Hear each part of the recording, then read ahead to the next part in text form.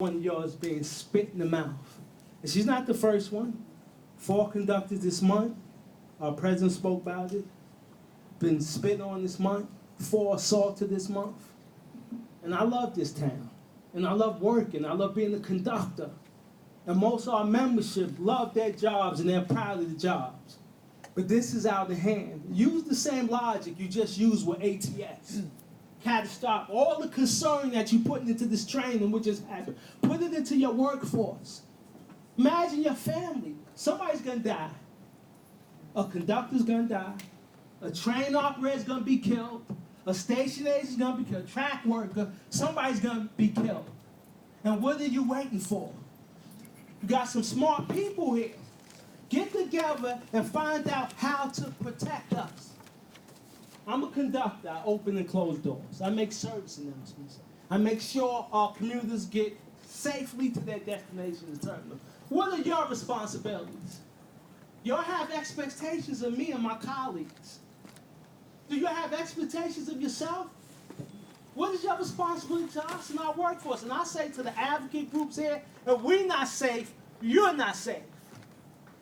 Because we call the cops, we call the EMTs. So all this is great. This is a great city. I love this town. I love the MTA. It's amazing to me that this thing operates every day. And now it's just amazing to me.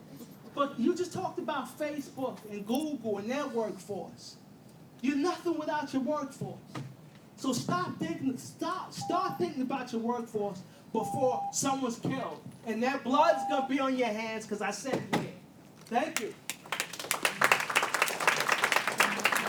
Our next speaker is Tony Utano, followed by Rachel Faust. Thank you, Mr. Chairman, for giving me the opportunity to make a few comments on the reorganization plan. I'm Tony Utano. I'm the president of Transport Workers Union Local 100. We represent thousands of transit workers responsible for the operation and maintenance of this city's economic lifeline, our bus and subway system.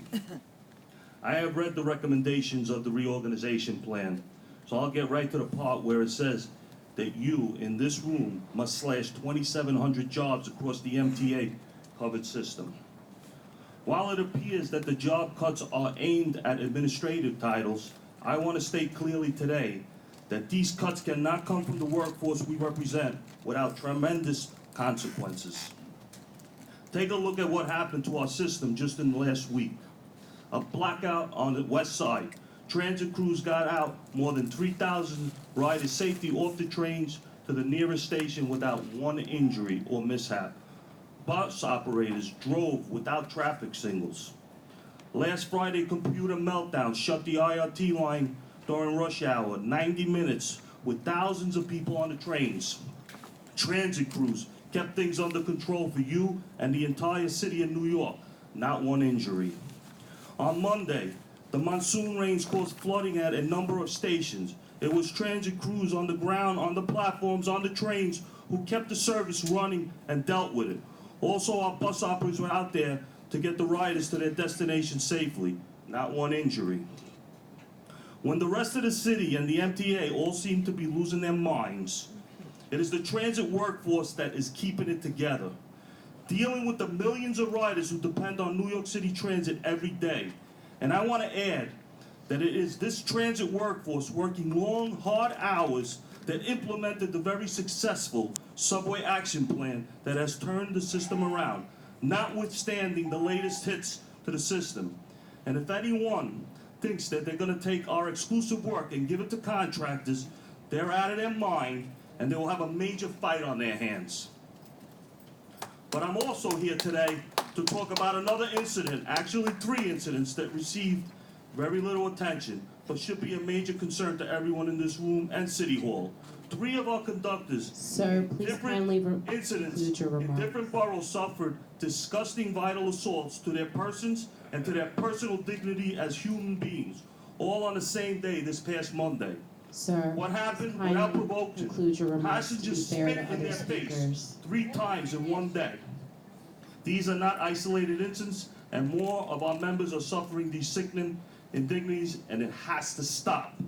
Sir, please kindly conclude your remarks. What is the answer? Fair to other speakers. You have to do whatever it takes, because it's your responsibility to protect the workers. Thank you.